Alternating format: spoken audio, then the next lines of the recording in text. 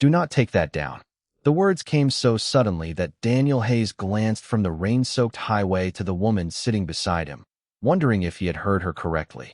Olivia Parker was staring at the small brass key hanging from his rearview mirror, suspended from a faded blue ribbon that swayed gently whenever his old Ford F-150 rolled across uneven pavement. 30 minutes earlier, she had been a stranded stranger beside a disabled black SUV. Now her face had gone pale. "What did you say?" Daniel asked. "That key. What about it? Where did you get it?" 3 questions. 3 short beats. Then only the steady rhythm of windshield wipers filled the cab. Rain streaked across the glass while headlights blurred into soft ribbons along the Colorado highway. Daniel kept both hands on the wheel. He had noticed Olivia's tailored coat, expensive leather bag, and polished way of speaking, but none of that mattered when he saw her standing alone in 40-degree rain with a dead phone and no immediate ride. She had needed help. He had stopped. That was the entire calculation. "It belonged to my wife," Daniel finally said. Olivia turned toward him. "Your wife? Rachel? Where is she now?" Daniel's jaw tightened almost imperceptibly. "She passed away 4 years ago." Olivia lowered her eyes. "I am sorry. Thank you." The key swung again between them. Old brass. Scratched edges. 2 tiny initials engraved on the back, where almost nobody would notice them. Daniel had driven thousands of miles with it hanging there. School pickups, grocery runs, late shifts, birthday trips with his 8-year-old daughter, Mia. He had never known what the key opened. Rachel had left it inside a plain envelope with only 6 handwritten words. "Keep this where you can see it." Daniel had honored that request without questioning it. Olivia, however, was looking at the key as though it had just spoken. "May I see it?" she asked. Daniel shook his head gently. "I do not take it down. Ever." "No." Olivia looked toward the rain. "I understand." But she clearly did not. Or perhaps she understood far more than Daniel did. His phone rang through the truck speakers. "Dad." Mia's voice filled the cab. "Hey, Peanut. You are late." "I know. I stopped to help someone." "Again?" Daniel smiled. "Again. Grandma says dinner is getting cold." "Tell Grandma 15 minutes. You said that 10 minutes ago." Olivia covered a small smile. Daniel sighed.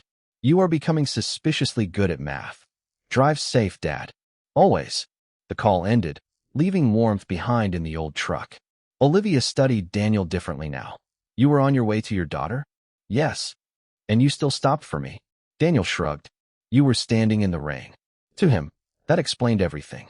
To Olivia, somehow, it explained too much. She looked back at the brass key. The ribbon turned slowly, revealing the tiny engraving on its reverse side. Olivia froze. 2 letters. R and P. Her breath caught.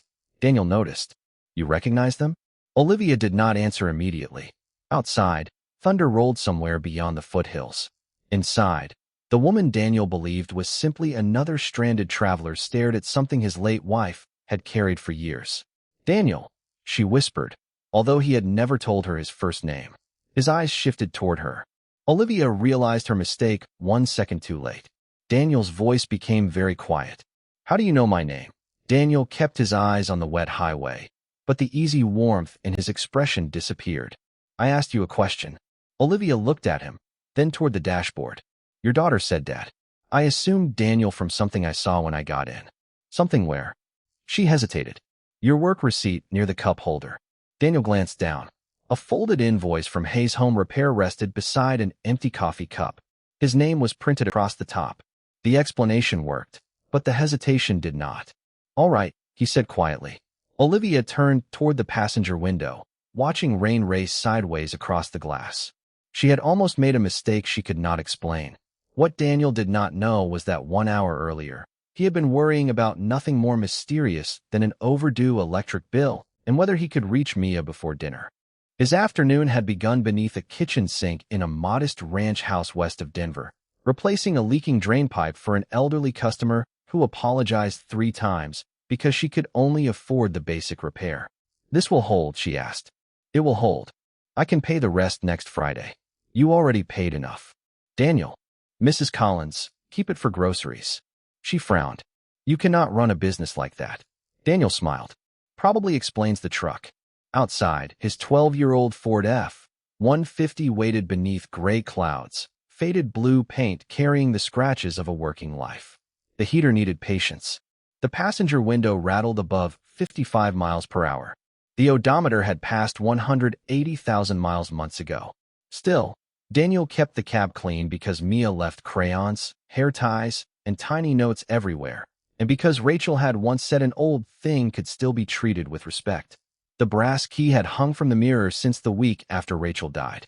Daniel had found it inside her bedside drawer, wrapped in that faded blue ribbon. He had searched through boxes, locks, desks, and every cabinet in their home, but nothing fit. Eventually, he stopped trying. Some objects did not need to open anything to matter. At 4:20, Daniel checked his phone. 3 missed calls from a customer. 1 reminder about the electric bill. 1 message from his mother saying Mia was already at her house. He was running late. He should have driven straight there. Then, 7 miles outside the city, he saw a black SUV parked on the shoulder with its hazard lights blinking through the rain. A blonde woman stood beside it, holding a dead phone beneath her coat as water darkened the pavement around her shoes. Daniel drove past, for almost 50 yards. Then he sighed. Of course. He turned around at the next safe entrance and came back. Need help? He called through the lowered window. The woman stepped closer, cautious but relieved. My vehicle stopped, and roadside assistance says at least 2 hours. I can take you into town. I can pay you. You can keep your money. She studied his work jacket, calloused hands, and old truck. You do not even know me. Daniel unlocked the door. You are wet. That is enough information. Now, 20 minutes into that ride, the same stranger sat beside him staring at Rachel's key as if she had seen a ghost. Daniel finally broke the silence. Those letters on the back. You know what they mean, do you not? Olivia slowly turned toward him. Her polished confidence had vanished. I know what the P means. Daniel's hands tightened slightly on the wheel. And the R. Olivia looked at the key once more. That is what scares me. Olivia watched the brass key sway between them while Daniel drove through the rain, and for nearly a mile neither of them spoke. You said the P means something. It does. Then tell me. I am trying to decide how. Daniel glanced at her. Start with the truth. Olivia almost smiled, but there was no humor in his face. The Ford moved steadily toward Denver, its heater humming beneath the soft percussion of rain against the roof. Olivia had spent years in conference rooms where people prepared every sentence before speaking to her. Daniel was different. He did not know her title, her company, or the number attached to her name. To him, she was simply a stranded woman occupying the passenger seat while his daughter waited for dinner. The P was used by someone in my family, Olivia finally said. On what?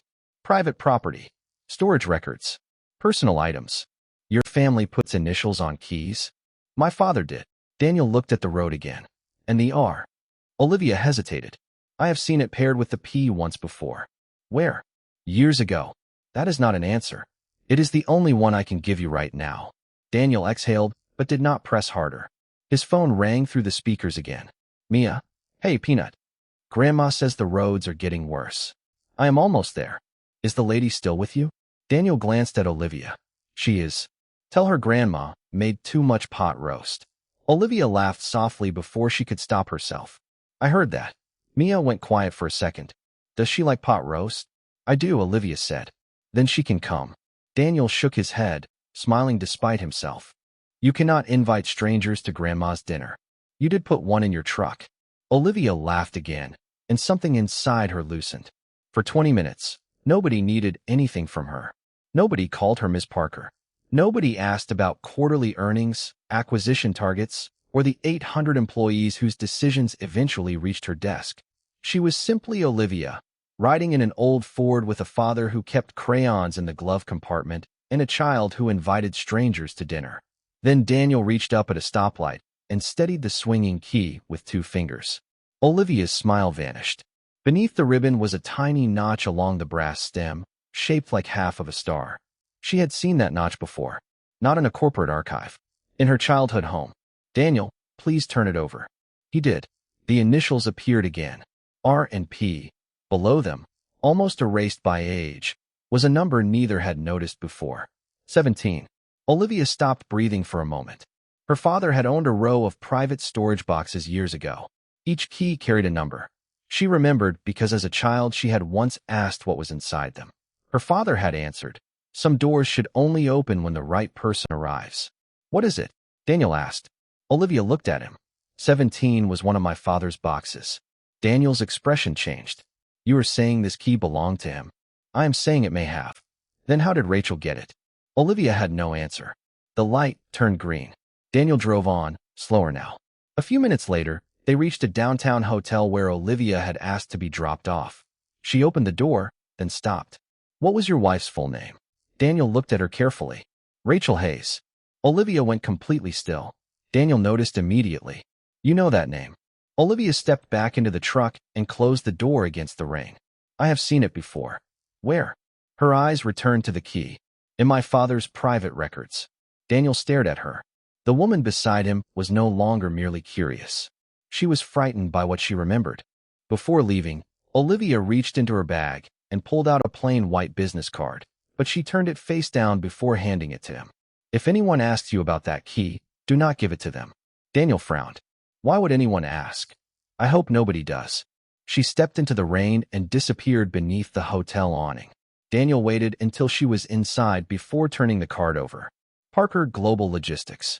Beneath the company name were 4 words that made him look back toward the hotel doors. Olivia Parker, Chief Executive Officer. But there was something else. In the lower corner of the card was a small, embossed symbol Daniel had seen hundreds of times without understanding it. Half of a star. He looked up at Rachel's key. The other half was carved into the brass. Daniel did not call Olivia that night. By the time he reached his mother's house, the rain had softened to a steady drizzle, and Mia was waiting at the front window with both hands pressed against the glass. You are 43 minutes late, she announced when he stepped inside. Good evening to you too. Did the lady get home? She got somewhere dry. His mother, Carol, set a plate of pot roast on the kitchen table and studied him. Something happened. Nothing happened. Daniel, I raised you.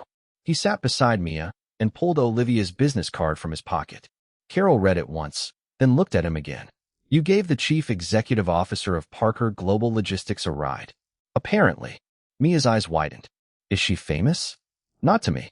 Daniel tried to smile, but his attention drifted toward the brass key visible through the kitchen window, still hanging from the Ford's mirror. Later, after Mia fell asleep on Carol's couch, Daniel searched through an old storage box he had not opened since moving out of the house he once shared with Rachel. He found photographs, tax records, birthday cards, and a small stack of papers tied with string.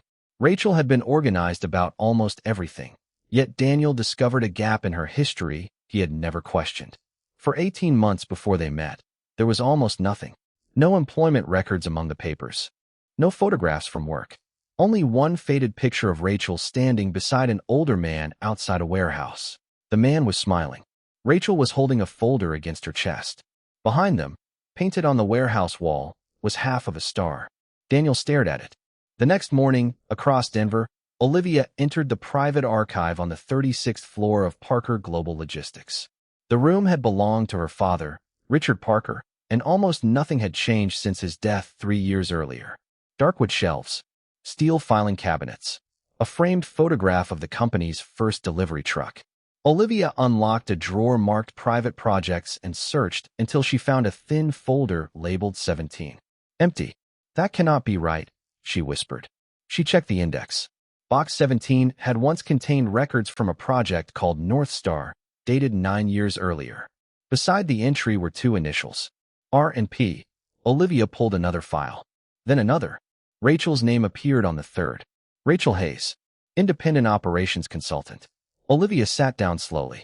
She remembered hearing the name once as a teenager, during an argument between her father and the company's board. Rachel had opposed something. Her father had defended her. Then the name disappeared from every conversation. Olivia opened a sealed memorandum and read the first page. Rachel had not been a junior employee. She had been personally recruited by Richard Parker to review a distribution expansion that could determine the company's future. At the bottom was a handwritten note from her father. Rachel sees what the rest of us are too afraid to admit. Olivia read the sentence twice. Her phone rang. Daniel. She answered immediately. I found a photograph, he said. Rachel is standing beside an older man outside a warehouse with your company symbol. Olivia closed her eyes. That man was my father. Silence traveled between them. So Rachel knew him. Yes. Why did she never tell me? Olivia looked at the empty folder marked 17. I do not know. Daniel's voice became quieter. You said you had seen her name before. I found the record this morning. Your wife worked directly with my father. Daniel said nothing for several seconds. Doing what? Olivia looked at the North Star Index, trying to stop him from making a decision that could have changed thousands of lives. Daniel absorbed that in silence. Then he asked the question Olivia had been avoiding. What does the key open? She looked at the empty folder. I think my father removed whatever was inside box 17. Where would he put it? Olivia turned toward the old photograph of Parker Global's first warehouse. Something about it caught her attention. In the corner stood a row of original brass storage lockers that had been removed from headquarters years ago. Olivia remembered where they had gone. Daniel, keep the key with you. Why? Because I think I know what it opens. She paused, looking again at her father's handwritten note. Beneath the first sentence, nearly hidden by the fold, was another line she had missed. If Rachel refuses this, the key goes with her. Olivia's breath caught. And Daniel? Yes. I do not think Rachel found that key. Olivia stared at the handwriting of a man who had been dead for 3 years. I think my father gave it to her. Daniel ended the call and stood beside the kitchen window, staring through the glass at Rachel's brass key hanging inside the Ford. For 4 years, it had been memory. Now it was a question. Dad. Mia appeared behind him in her pajamas, rubbing one eye. Why are you looking at the truck? Could not sleep. Because of Mom's key? Daniel turned. How did you know? You touch it when you miss her. The simplicity of her answer caught him. He crouched beside her. Your mom had a life before she met me. I am learning some things about it. Mia considered this. Good things. I think so. Then why do you look worried? Daniel smiled faintly. Because sometimes good things can still surprise you. The next morning, he drove Mia to school before heading to a repair job. At a stoplight, a business report played on the dashboard screen. Olivia Parker appeared outside Parker Global Logistics, answering questions about expansion plans. Daniel nearly changed the station. Then he heard the reporter mention the company's value. Billions. He looked at the same woman who had sat beside him in his worn passenger seat, laughing at Mia's invitation to pot roast. You have got to be kidding me, he murmured. The woman he had refused payment from could have replaced his truck without noticing the expense. Yet what bothered him was not her money. It was that she knew something about Rachel that he did not. Across town, Olivia spent the morning reading North Star files. 9 years earlier, Parker Global had planned to automate 3 regional distribution centers and consolidate operations. The proposal promised enormous savings, but Rachel's analysis had identified serious flaws in the projections. She had warned Richard Parker that the plan underestimated retraining costs, exaggerated efficiency gains, and could eliminate more than 2,000 jobs without producing the promised long-term savings. Olivia found her father's handwritten response in the margin. She is right. Stop the vote. Olivia leaned back. Rachel had not merely worked for Parker Global. She had changed its direction. Another document showed that Richard later offered Rachel a substantial consulting bonus and a small equity package. Across the page, in Rachel's handwriting, were 4 words, please give it to them. Attached was a list of employee retraining grants. Olivia felt her throat tighten. Rachel had redirected her own reward toward workers whose positions were changing. Then Olivia found something that made her sit perfectly still.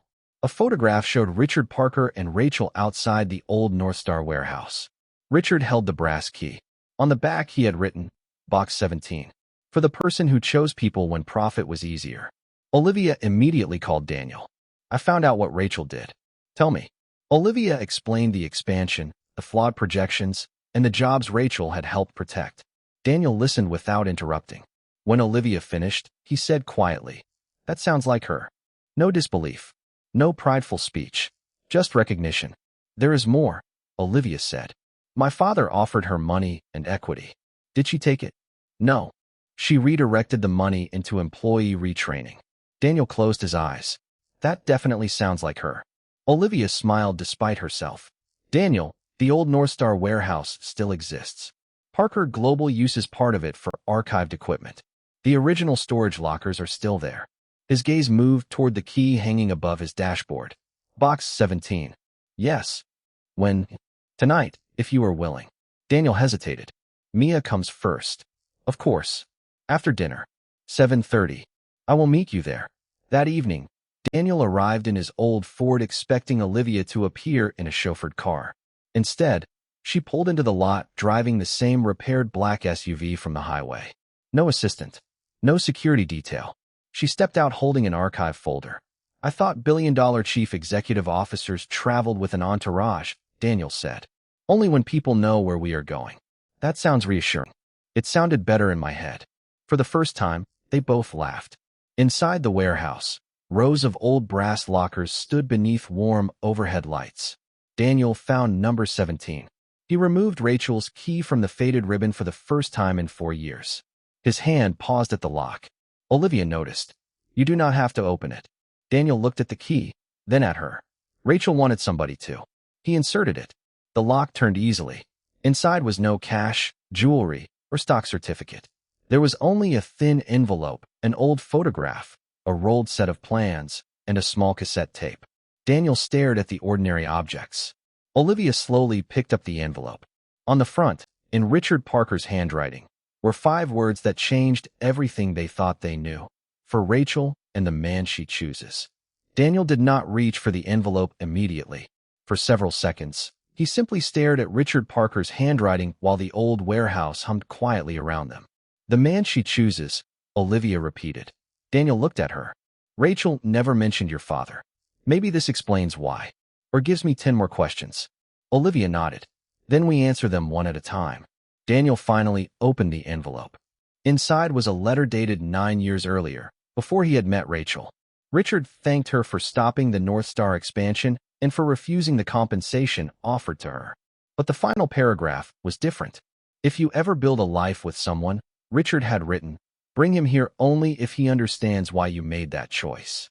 Box 17 does not hold a reward. It holds a responsibility. Daniel read the sentence twice. What responsibility? Olivia asked. He handed her the letter. While she read, Daniel unrolled the plans. They showed an early logistics model for smaller regional hubs connected to local contractors instead of massive centralized facilities. Handwritten notes covered the margins. Some belonged to Richard. Most were Rachel's. She designed this. Daniel asked. Olivia leaned closer. Part of it. This looks like the alternative plan she proposed. Daniel traced a familiar pencil mark.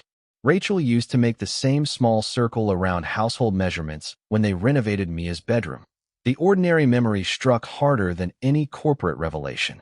She never talked about this life. Maybe she wanted a different one. Daniel looked at Olivia. She got one. Bills, a small house, a husband who forgot where he put his tools. Was she happy? Yes. His answer came without hesitation. So was I. Olivia lowered her eyes, giving that truth the respect of silence. Daniel then picked up the cassette. We need a player. My father never threw anything away. Olivia disappeared into a small archive office and returned carrying an old portable cassette recorder. You were serious? Unfortunately. Daniel inserted the tape and pressed play. Static filled the warehouse. Then Richard Parker's voice emerged, older and warmer than Daniel expected. Rachel, if you are hearing this, then you ignored my advice about keeping better records. Olivia smiled through sudden emotion. The recording continued. Richard spoke about North Star, the employees whose livelihoods had been protected, and Rachel's refusal to accept personal credit.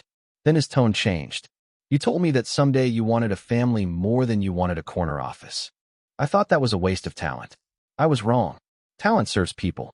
People do not exist to serve talent. Daniel looked down. Those words sounded like something Rachel might have believed. The plans in this locker belong to you, Richard continued. Not as property to sell, but as an idea worth finishing if you ever meet someone who understands what it means to stop for people when stopping costs something. Daniel's expression changed. Olivia noticed. What? Rachel used to say something similar. What exactly? Daniel stared at the brass key in his palm. If somebody needs help and you can stop, you stop. The same reason he had turned his Ford around in the rain. The recording clicked off. Neither spoke for several seconds. Olivia finally whispered, That cannot be coincidence. Maybe it is not. Daniel examined the old photograph from the locker. Rachel stood beside Richard in front of the warehouse, but there was a third person at the edge of the image, partially cropped out. Only one hand, and the sleeve of a work jacket remained visible. On the back, Richard had written 3 names. Richard. Rachel. Daniel stared at the third. Olivia leaned closer. Who is Thomas Hayes? Daniel's face went still. My father. Olivia looked from the photograph to him. Your father knew Rachel before you did? Daniel slowly shook his head. That is impossible. He died 2 years before I met her. Then Daniel turned the photograph back over and studied the date printed along the bottom. 11 years ago. 2 years before Daniel had ever seen Rachel's face. Yet there was no mistake. Thomas Hayes had been standing beside her. Daniel suddenly understood that Rachel's connection to his family had begun long before their first date, and whatever had brought that brass key into his life had not started with Richard Parker at all. Daniel kept staring at the photograph until Olivia gently asked, Are you sure that is your father? I would know him anywhere. Thomas Hayes had the same broad shoulders Daniel remembered from childhood, the same work jacket he wore through Colorado winters, and the same old watch Daniel now kept in a drawer at home. Yet Rachel stood only a few feet away from him in the photograph, smiling beside Richard Parker 11 years earlier. My father repaired industrial equipment, Daniel said. He never worked in corporate logistics. Olivia turned the photograph over again. Maybe he did not work for Parker Global. Daniel looked at the rolled plans. Maybe he helped somebody who did. The next morning, Daniel drove to Carol's house before his first repair appointment. His mother was watering plants near the kitchen window when he placed the photograph on the table. Mom, who is this? Carol barely looked before her hand stopped. Where did you get that? You recognize Rachel. It was not a question. Carol sat down slowly. Daniel felt something inside him sink. You knew? Not everything. Did Dad know Rachel? Carol looked at the photograph again. Yes. Before I met her? Years before. 3 answers. 3 cuts through everything Daniel thought he understood. The refrigerator hummed behind them. Morning sunlight rested across the worn kitchen table where Daniel had eaten breakfast as a boy. Carol folded her hands. Your father serviced conveyor systems at warehouses all over Denver. Parker Global was one of his clients. One winter, he noticed something wrong with the North Star projections because the proposed automation schedule assumed machines could run with almost no maintenance downtime. Nobody listened to him. He was a contractor. Daniel immediately understood. Rachel listened. Carol nodded. She came to this house twice. Your father gave her maintenance logs and repair records. She used them to prove the projections were unrealistic. Daniel looked toward the hallway where family photographs covered the wall. Why did nobody tell me? Your father did not want credit. Rachel promised him she would protect his name because he was worried about losing contracts. And after he died, Carol's eyes softened. Rachel came to his memorial service. Daniel went still. I met Rachel 2 years later. You met her again 2 years later. Silence filled the kitchen. Daniel remembered his first date with Rachel at a small diner near Lakewood. He remembered thinking her smile seemed strangely familiar. He had dismissed it. Carol reached into a drawer and removed an old envelope. Your father left this for me. I never knew whether I should give it to you. Inside was a short note written in Thomas's uneven handwriting. Rachel Parker's people listened when nobody else would. If she ever needs help, our family owes her kindness, not money. Daniel frowned. Rachel Parker? Carol shook her head. That is what your father wrote. I assumed he made a mistake. Daniel called Olivia immediately. 20 minutes later, she was in her office pulling archived personnel records. There is no Rachel Parker employed by the company, she said. But there is something else. What? My father created the North Star project with a private consultant listed only as Rachel P. Daniel looked at the key hanging from his mirror. R&P. For days they had assumed the letters represented 2 people, Rachel and Parker. Now another possibility opened. Olivia, what if P was part of Rachel's name? Olivia went quiet. Then Hayes was not her original last name. By noon, Olivia found an old consulting agreement. The surname had been redacted from the digital copy, but a handwritten emergency contact remained visible. Richard Parker. Relationship. Guardian. Olivia read it twice. Daniel. Her voice trembled. My father was listed as Rachel's guardian. Daniel sat in his truck outside a customer's house, unable to speak. Are you saying Rachel was related to you? I do not know.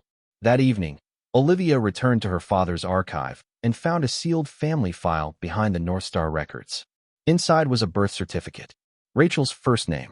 The same birth date Daniel had celebrated with her for years. The father's line was blank. The mother's name belonged to Olivia's late aunt. Olivia lowered herself into her father's chair as the truth settled around her. Rachel had not merely worked with the Parker family. She had been part of it. Olivia called Daniel, but before the call connected, she noticed a handwritten line clipped to the certificate in Richard's familiar script. Rachel asked me never to tell Daniel until she knew he would choose kindness without knowing what her name could give him. Olivia stared at those words. Suddenly the roadside meeting, the key, and Daniel turning his truck around in the rain felt connected by something deeper than chance. Rachel had known Daniel before he believed they first met. And somehow, years after her death, she was still waiting for him to prove that the man she chose had never changed. Olivia did not tell Daniel over the phone. Some truths deserved more than a signal passing between two screens. She asked him to meet her after work at a quiet diner near Lakewood, the kind of place with red vinyl booths, bottomless coffee, and a handwritten pie menu beside the register. Daniel arrived at 6:40 with grease still beneath one thumbnail from repairing a furnace blower. Olivia was already waiting with the sealed family file beside her. "You found something?" "Yes." "About Rachel?" "About who Rachel was before she became Rachel Hayes." Daniel sat across from her. Olivia slid the birth certificate forward. He read Rachel's name, her birth date, and the name of Olivia's late aunt. Then he reached the handwritten note from Richard Parker. His eyes stopped. "Your father was her guardian?" "After my aunt died, yes. Rachel was my cousin." Daniel looked up slowly. "Your cousin?" "She was 7 years older than me. We knew each other when I was little, but she left the family circle after college. There were disagreements about money, expectations, and the company. My father respected her, but Rachel wanted a life that belonged to her." Daniel leaned back. For 4 years he had grieved the woman he believed he knew completely. Now every answer seemed to reveal another locked room. "Why did she never tell me?" Olivia looked at Richard's note. "I think she was afraid the Parker name would change the way people saw her." "It would not have changed me." She knew that eventually. Daniel's expression tightened. "Eventually?" Olivia hesitated, then told him about the final line. Rachel had asked Richard not to reveal her connection to the family until she knew Daniel would choose kindness without knowing what her name could give him. Daniel stared at the table. "So I was being tested?" "I do not think she saw it that way. It sounds like a test." "Then maybe the test was never for you." Daniel looked up. Olivia continued softly. "Maybe she was testing whether she could trust herself to be loved without the Parker name standing between you." That landed differently. Daniel remembered Rachel refusing expensive restaurants, choosing a small house, laughing when their washing machine shook across the laundry room. She had never acted like someone hiding wealth. She had acted like someone protecting an ordinary life because ordinary was what she wanted. "There is more," Olivia said. She opened another document. Richard had created a private charitable trust after North Star.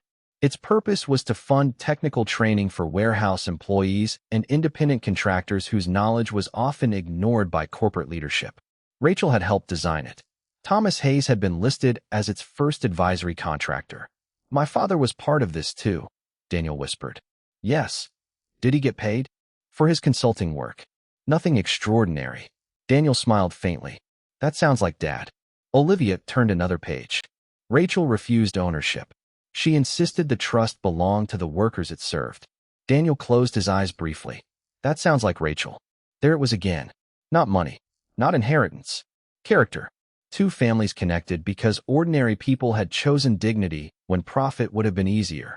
Olivia reached across the table but stopped before touching his hand. "Daniel, my family does not owe you a fortune." "Good, because I do not want one." "I know." She smiled. "That may be why Rachel chose you." Outside, evening snow had begun mixing with the rain, soft white flecks disappearing against the pavement. Daniel looked through the diner window at his old Ford. The brass key still hung from the mirror. Richard's recording said the plans belonged to Rachel. The ideas did. But she transferred them into the trust years ago. "There is nothing waiting for you to claim." Daniel exhaled with something almost like relief. "Then what was Box 17 for?" Olivia looked toward the file. "I think it was meant to tell the story nobody told you." Daniel nodded slowly. Then Olivia noticed one final sheet tucked behind the trust agreement. It was not a legal document. It was a photocopy of a handwritten letter from Rachel to Richard, dated 3 months before she married Daniel. Olivia read the first sentence and stopped. "What?" Daniel asked. She handed it to him. Rachel had written, I found Thomas Hayes's son again today, and he did exactly what his father once did for me. Daniel's face went still. Again, Olivia whispered. Daniel continued reading. Rachel described a winter afternoon when her car had stalled outside a hardware store. A stranger had stopped to help her without asking for money. His name was Daniel Hayes. She recognized the surname immediately. Daniel looked up, stunned. The diner around them seemed to disappear. Their first date had not been the first time Rachel noticed him. She had known exactly whose son he was before he ever knew who she was. At the bottom of the letter was one more sentence. If he is still the kind of man who stops when someone needs help, someday give him the key. Daniel turned toward the Ford outside. Years later, on another cold road, he had stopped again, this time for Olivia. And suddenly she understood why seeing that key hanging from his mirror had felt less like discovering an old family secret and more like watching Rachel's unfinished promise quietly come home. For several days, Daniel left the brass key exactly where Rachel had wanted it, hanging from the rearview mirror of his old Ford. He no longer saw it as a mystery waiting to make him rich. It was something quieter, a reminder that his father had stopped to help Rachel when nobody listened to her, that Rachel had later noticed the same instinct in Daniel, and that years afterward Daniel had turned his truck around for Olivia without knowing who she was. On Friday afternoon, Olivia asked Daniel and Mia to visit Parker Global Logistics. Mia stepped into the glass lobby wearing purple sneakers and stared upward. "You own all this?" she asked Olivia. Olivia smiled. "No, I am responsible for it." "That sounds worse." Daniel laughed. "She has a point." Olivia led them upstairs, not to the executive boardroom, but to a smaller conference room where several managers from the North Star Training Trust were waiting. On the table were plans for a new program supporting independent technicians, repair contractors, and warehouse workers whose practical knowledge rarely reached corporate decision-makers. "We want someone to help build it," Olivia told Daniel. "Someone who understands the people it is supposed to serve." Daniel looked at the proposal. "You are offering me a job? A consulting position. Flexible hours. You keep your repair business if you want it. You pick up Mia every afternoon. And this is not charity. If you do bad work, I will tell you." "Good. If you do very bad work, I will fire you." Mia whispered, "I like her." Daniel shook his head, but he was smiling. He accepted 2 weeks later after reading every page of the agreement and making Olivia remove one unnecessary executive perk.